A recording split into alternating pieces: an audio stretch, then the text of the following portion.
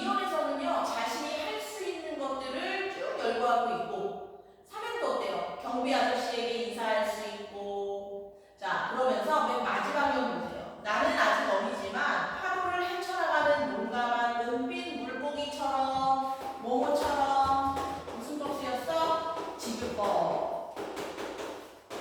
자, 비유버스였습니다. 온몸으로 물보라를 일으키며 나의 길을 갈 수 있다. 자, 자신은 어떤 노력을 한다면 못할 게 없다. 아주 씩씩하고 당찬 어조입니다. 자, 1번 보세요. 이 시의 화자에 대한 설명으로 적절한 것. 2번이네요. 씩씩하고 당찬 말투의 학생입니다. 2번, 이 시에 대한 설명으로 적절한 것. 아까 1연에서는 자기 힘으로 할 수 없는 일을, 그리고 2연에서는 내가 할 수 있는 일이죠. 그치? 나의 노력으로 할 수 있는 일을 제시해서 2년과 2년은 대조입니다. 대조. 자, 3번. 표현상 특징으로 적절하지 않은 거. 지향하는 삶의 태도가 드러나고 있는데 수줍고 차분한 어조는 아니죠. 조금 뭔가 힘차고 의지적인 어조입니다. 2번이 틀렸습니다. 할 수 있고 할 수 있어를 반복했고 할 수 있는 일과 없는 일을 대조했고 그리고 씩씩하게 다짐하는 모습입니다. 자, 4번. 결국 화자가 추구하는 삶의 자세는 뭐다? 5번. 남을 돕고 배려하고자 하는 생각을 실천하는 사람. 자, 성격이 다른 걸 골라보라고 했는데 기억은 내가 할 수 없는 거죠. 근데 뒤에 것들은 자기가 할 수 있는 거네. 정답 1번입니다. 잘했습니다. 자, 귀뚜라미는 시험 범위에서 빠졌죠. 6부터 11은 스킵하겠습니다.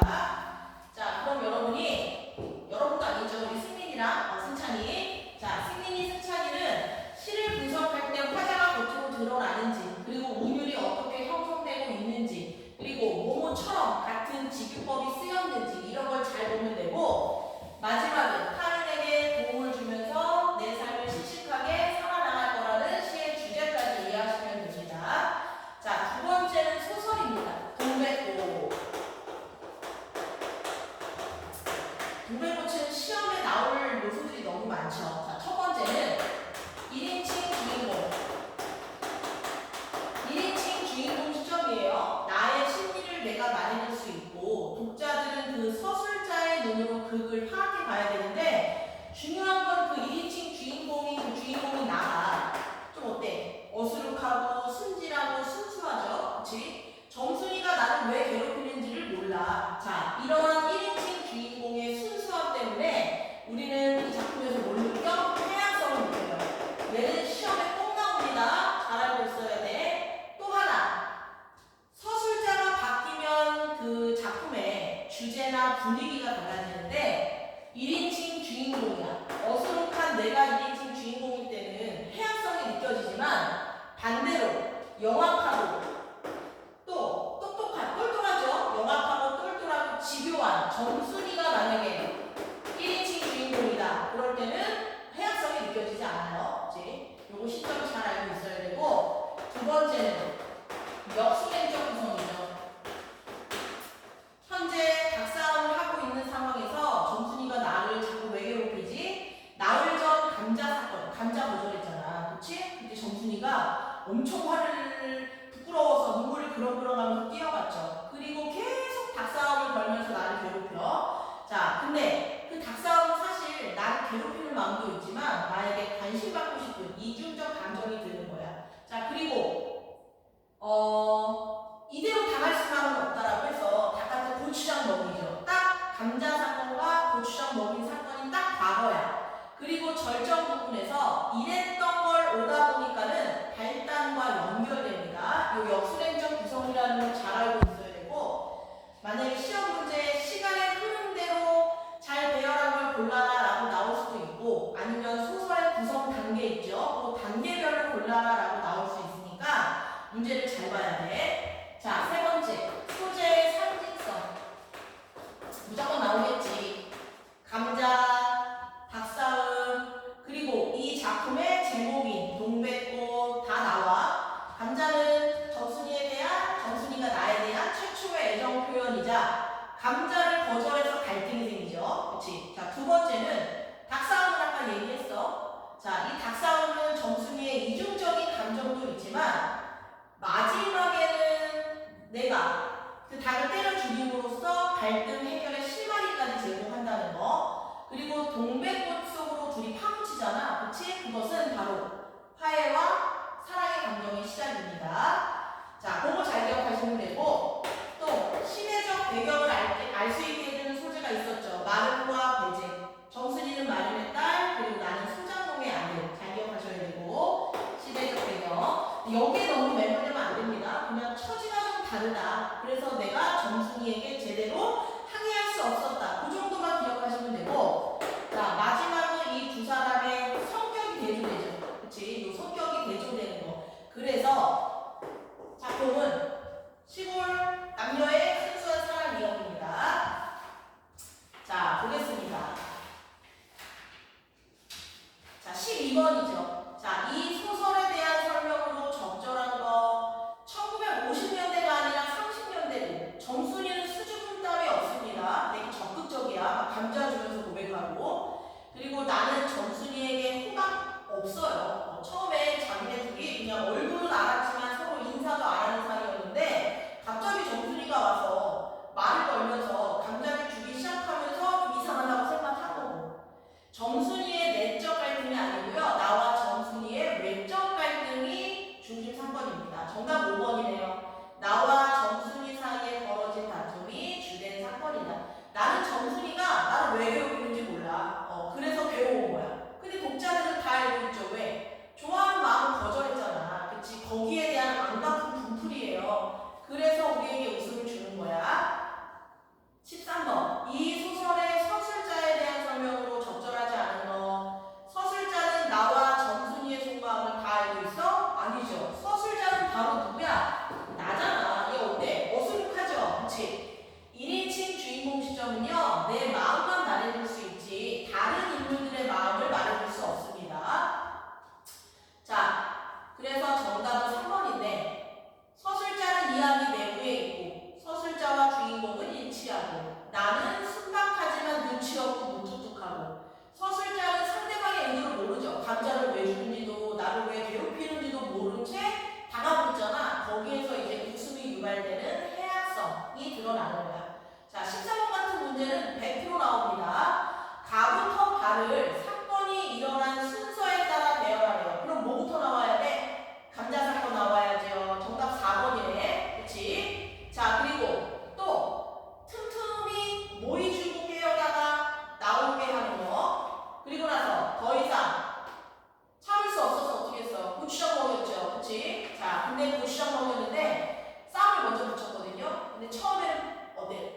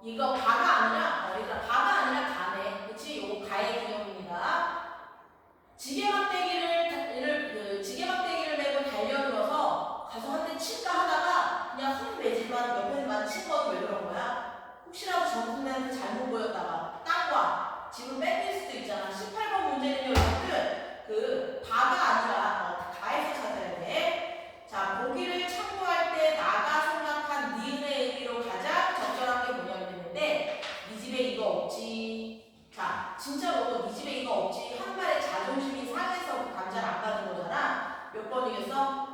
얘가 나를 무시하나? 라고 생각한 5번입니다. 요 정도 수준에서 나올 거예요. 자, 그리고 디귿. 자, 디귿의 이유로 적절한 거. 나는 약이 오를 대로 올라 두뇌 불과 함께 눈물이 퍽 쏟아졌다. 자, 적절하지 않은 거 2개 고르래요. 2번, 5번이죠. 감정이, 닭한테 감정이입했어. 매번 당하는 거. 그리고 정순이 어때? 되게 천연덕스럽게 앉아있잖아. 그리고 우리 집 닭이 지금 죽기 직전이야. 너무 화가 나겠죠? 아닌 것은 2번, 5번입니다. 됐죠? 자, 다음은 설명 방식입니다. 자, 설명 방식은 주로 설명문에 쓰이고요. 설명문은 정보를 전달하는 글이라고 했어. 정보 전달. 자, 설명문은 그 글을 쓰는 사람은 독자들이 잘 이해하도록 글을 써야 되잖아요. 그래서 이때 설명 방식을 쓰는 거야. 그럼 우리 독자들은 목적이 정보를 얻는 거기 때문에 독자들도 설명 방식을 잘 파악해야겠죠. 자, 설명 방식은 종류가 많죠. 개념, 단어의 개념을 알려주는 정의, 두 대상의 공통점은 비교, 두 대상의 차이점은 대조, 그리고 구체적으로 설명해주는 예시, 원인, 결과, 인과. 자, 그리고 이걸 많이 어려워하는데 그 구분은 상위에서 하위로 나누는 거, 그리고 분류는 하위에서 상위로 묶어나가는 겁니다. 자, 분석은 하나의 대상을 구성 요소별로 살펴보는 것이 분석입니다. 요 정도 수준에서 파악하시면 됩니다. 자, 그러면 1번 볼게요. 설명 방법을 파악하며 글을 읽는 방법으로 적절하지 않은 게 뭐냐고 했습니다. 자, 그럼 일단 봐. 대상의 특성을 고려해서 설명 방법의 적절성 판단해야 되고, 어려운 이론이라면 예시 방법으로 이해를 도와야 되고, 설명하려는 대상이 추상적이라면 개념을 알려줘야 돼요. 정의를 써서. 설명하려는 내용이 복잡한 기계 구조라면 구성 요소별로 나눠서 설명하는 분석이 좋겠죠. 자, 5번 봐.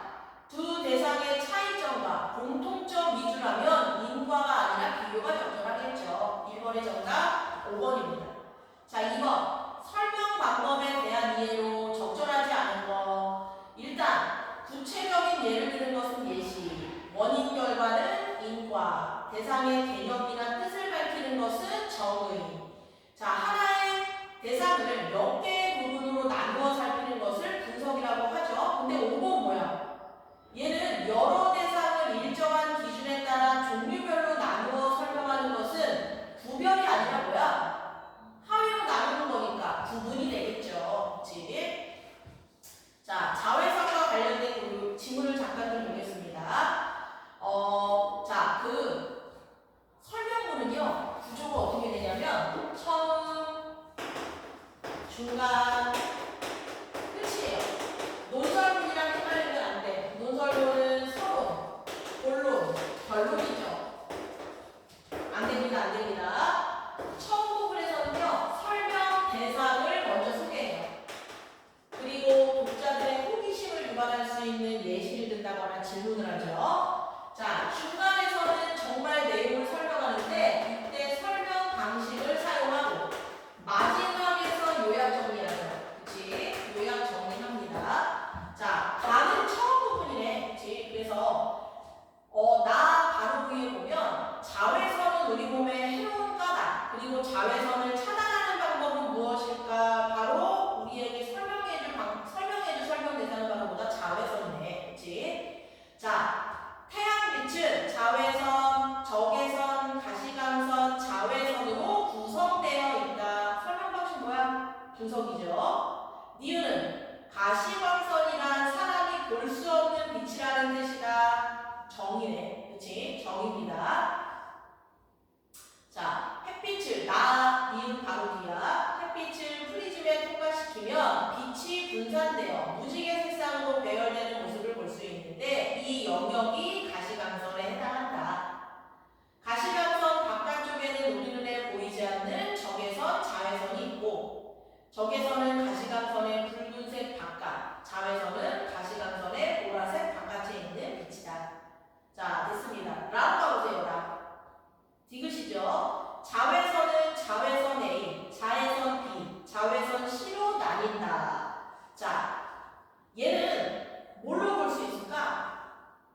구분으로 볼 수 있겠죠. 그치? 자, 그래서 이 중 에너지가 가장 많은 자외선 C는 대부분 지구의 오존층에 흡수되고 그 결과 A랑 B만 지구 표면에 도달되고 우리가 바르는 자외선 차단제는 바로 A랑 B를 차단하는 것이에요. 자, 됐습니다. 넘겨보세요.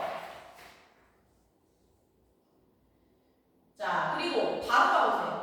자외선을 막는 방법에 따라 자외선 차단제 종류가 두 가지로 나뉜다. 얘도 구분이겠죠. 구분.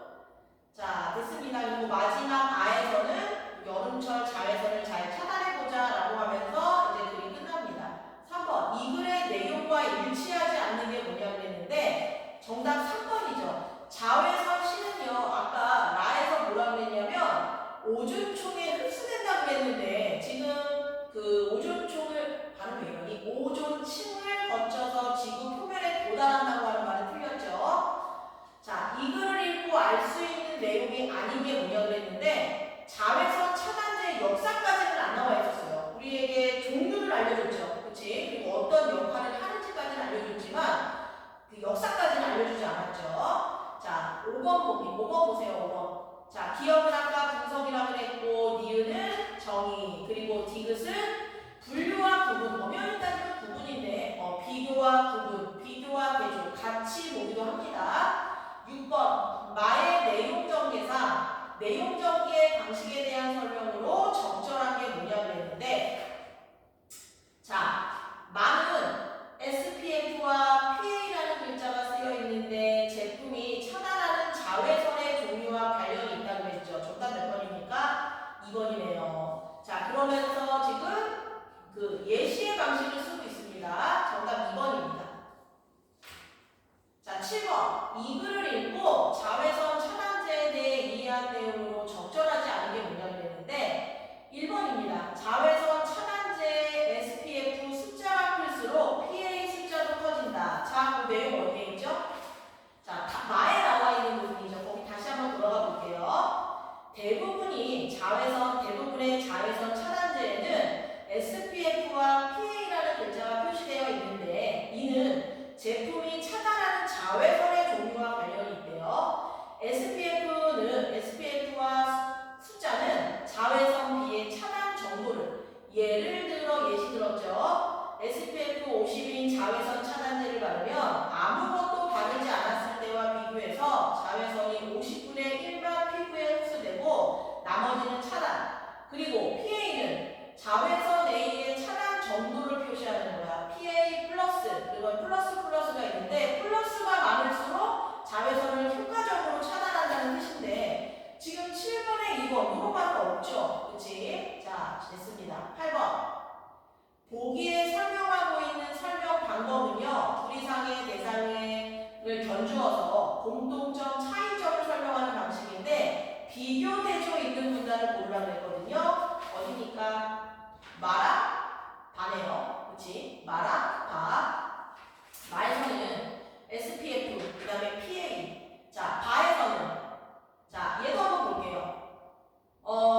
자외선을 막는 방법에 따라 자외선 차단제 종류가 두 가지로 나뉜다. 자외선을 반사하는 차단제와 자외선을 흡수하여 열로 바꾸는 차단제다. 자외선을 반사하는 차단제는 민감한 피부에 적합하지만 바르면 피부가 하얗게 들떠 보인다. 반면 자외선을 열로 바꾸는 맞네요. 그쵸? 비교되죠? 자, 마라, 갑니다. 자, 양분은 시험 범위에서 빠졌죠? 자, 얘는 넘어가겠습니다. 자, 문법으로 들어가겠습니다. 승민이랑 승찬이가 워낙에 그거를 잘 하고 열심히 하니까 크게 걱정을 안 하는데 실수하지 마세요. 실수 문제 잘 읽고. 자, 피도 그리고 인용인데 피도 표현을 알려면 뭘 알아야 돼? 능동 표현을 알아야 됩니다.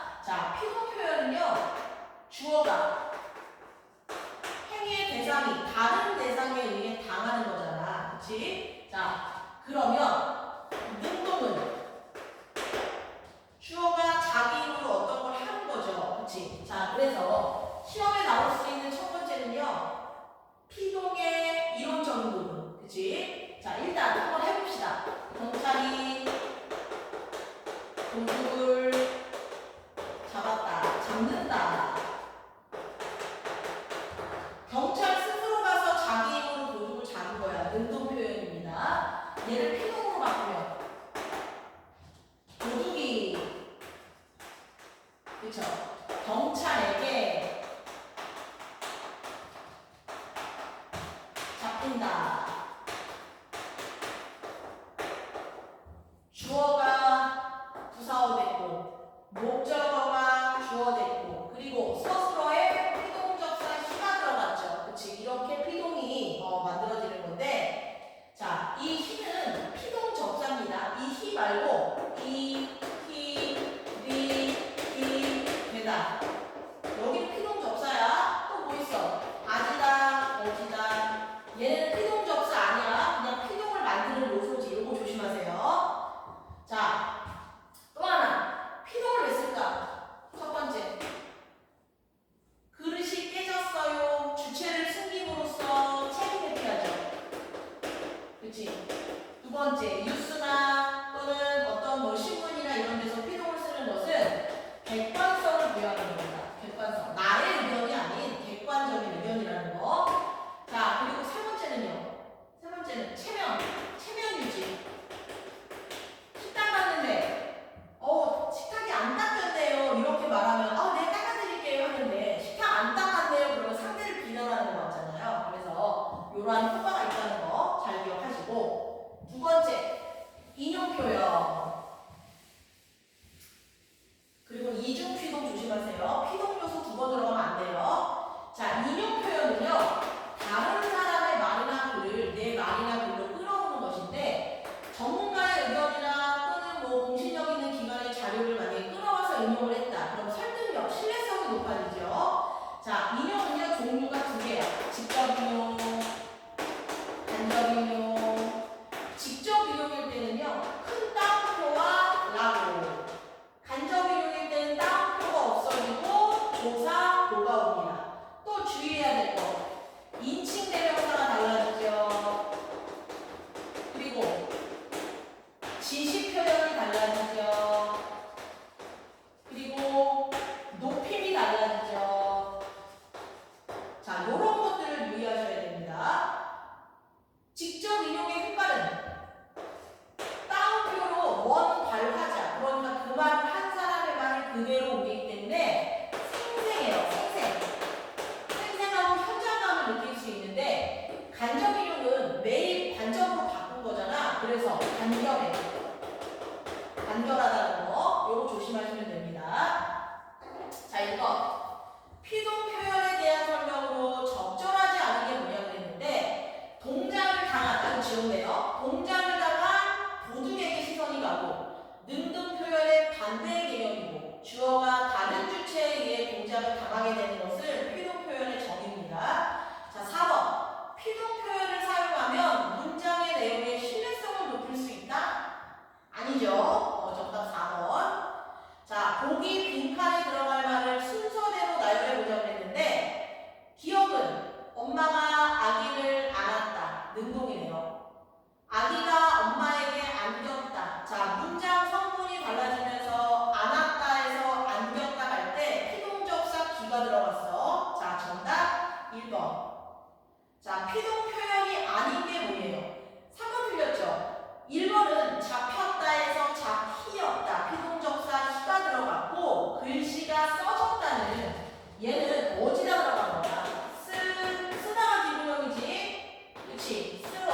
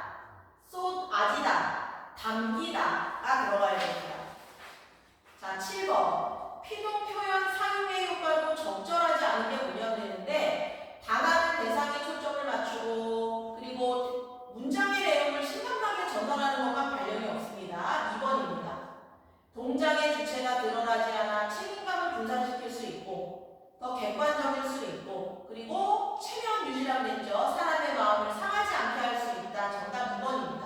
자, 8번. 보기에 빈칸에 들어갈 말로 가장 적절한 게 뭐냐고 그랬는데 몇 번입니까? 2번이네요. 뽑히었어. 히. 자, 피동 표현 중 대응하는 능동 표현을 만들기 어려운 게 뭐냐고 그랬는데 이거 조금 어려웠네요. 1번이에요. 날씨가 풀렸다. 왜? 자연현상이잖아. 자연현상은 어떤 행위를 한 주체를 찾을 수가 없죠. 그래서 1번이 되겠습니다. 10번. 다음 밑줄 친 말 중 피동 표현을 만들 때 사용되는 말이 아닌 게 뭐예요? 자, 물리다, 이루어지다, 업히다, 쫓기다. 근데 2번은요, 얘 사동입니다. 녹인 거잖아. 그쵸? 자, 11번. 가장 적절한 건 뭡니까? 도서관에서 꼭 지켜주세요. 도서관에서 음식물 섭취는 허용되지 않습니다. 이러한 피동 표현은 보는 이의 기분을 상하게 하지 않습니다. 11번에 5번. 자, 능동과 피동 표현의 대응이 적절하지 않은 게 뭐냐고 그랬는데 내가 컵을 깼어. 깨졌어. 얼음이 녹았어. 얼음을 녹였어. 그는 나에 대한 오해를 풀었어. 그리고 풀렸어. 인부들이 집을 지었어. 집이 인부들에 의해 지어졌어. 내가 그를 따라잡았어. 그가 나에게 따라잡혔어. 자, 얘는 왜 틀렸어? 내가 그를 따라잡았다. 그가 나에 의해 따라잡혔다. 자, 5번입니다. 5번. 자, 13번. 인용 표현에 대한 설명으로 적절하지 않은 게 뭐냐고 했는데 자, 4번 보세요. 행동의 주체. 이거는 피동의 특징이지. 그치? 인용 표현이 드러난 문장이 아닌 거.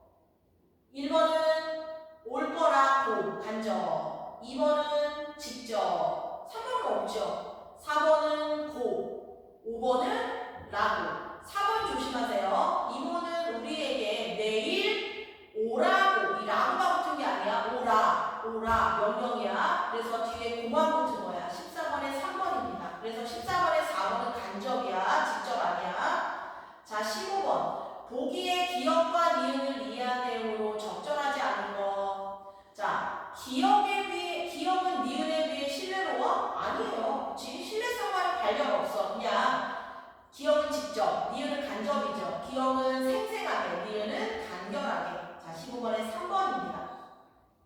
자, 16번.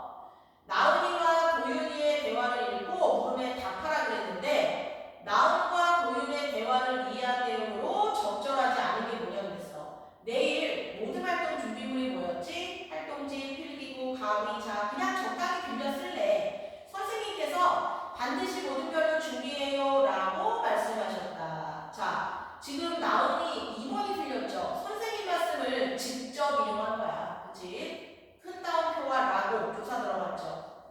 자, 17번.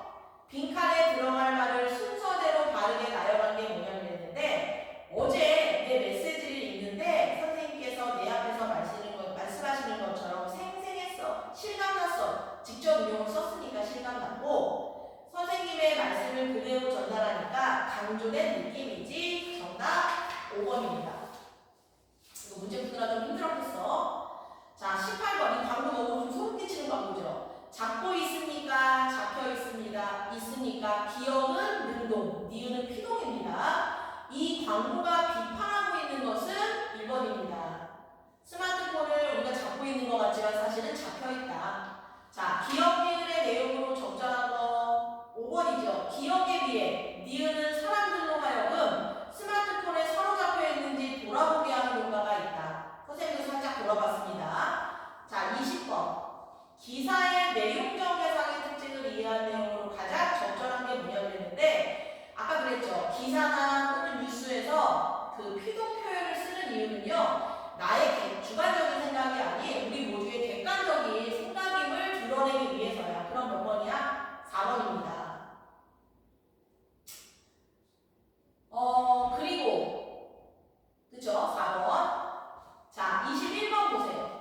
기억에서 문법적으로 잘못 사용된 곳이 어디냐고 했는데 5번 틀렸죠. 얘는 지금 간접 이용인데 2022년에 2배가 된다라고가 아니라 된다고 간접 이용에 쓰이는 조사를 써야 되죠.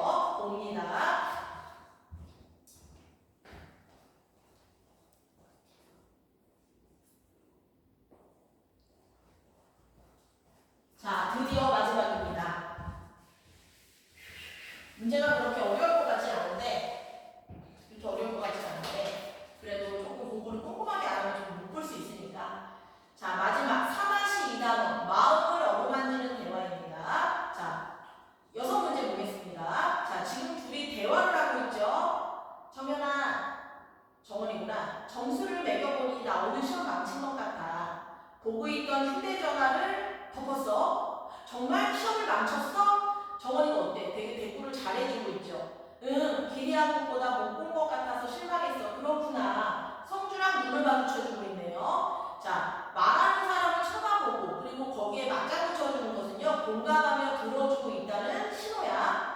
이번에 공부 계획을 미리 세우고 수업 시간에는 필기도 열심히 하면서 교과서를 꼼꼼하게 봤거든. 고개를 또 끄덕거리던데요. 좋은 결과를 기대했는데 네가 열심히 준비한 만큼 성과가 있었으면 좋았을 텐데 정말 아쉽다. 그래도 이번엔 열심히 준비한 경험이 다음 시험에 도움이 되겠지? 맞아. 분명히 좋은 경험이 됐을 거야. 너와 얘기하니까 마음도 편해지고 자신감도 생겼어. 땡큐. 자, 일단 공감하며 들어주기는요, 상대로 하여금 스스로 문제를 해결할 수 있게 하는 실마리를 주는 거거든요. 그리고 지금 그 정원이가 한 거는요, 맞장구 쳐주고 고개 끄덕여주고 공감해준 거밖에 없어. 그치? 자, 나로 가볼게.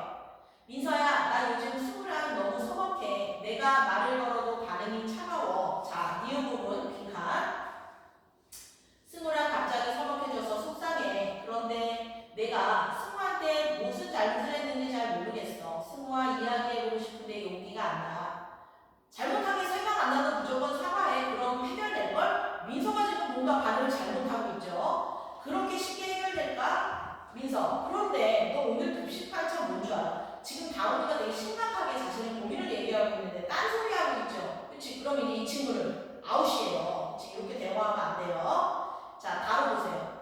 아, 답답해. 교실 환기 좀 해야겠다. 교실 창문을 열었더니 야, 창문 닫아. 왜? 창문 열면 더운 공기가 들어오잖아. 잠깐만 좀 열게. 자, 갈등이 생겼을 때는요, 이렇게 상대를 무시하고 존중하지 않은 태도를 쓰면 돼요, 안 돼요? 안 되죠. 그래서 마지막에는요, 소리 지르고 싸우고 난리죠. 갈등을 어떻게 해결하는지까지 알아야 됩니다. 어떻게 해결해야 돼?